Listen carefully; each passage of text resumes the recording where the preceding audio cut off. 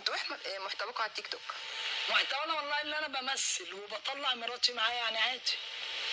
ده المحتوى؟ يعني لا محتوى مخني. لا انا مخني.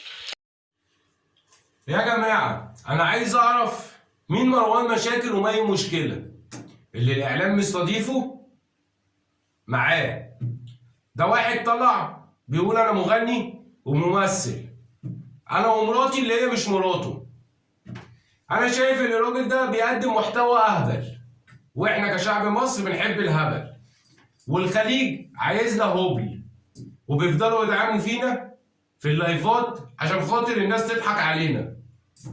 يبقى احنا نسيب نفسنا مع كروان مشاكل؟ وبعد كده طلع قال لكم انا من ال10 مميزين في مصر. يعني احنا سيبنا العلماء وسيبنا الناس دي وجينا دلوقتي في كروان بقى من ال10 مميزين ونعملوه نستضيفوه في الاعلام. وفي الاخر طلع بعد كده بقى في الاخر خالص بيعاير الناس بمرضها المعاقه. يعني هو مش شايف نفسه اللي هو معاق ولا هو شايف نفسه اللي هو فنان؟ ده حال السوشيال ميديا بتاع مصر دلوقتي.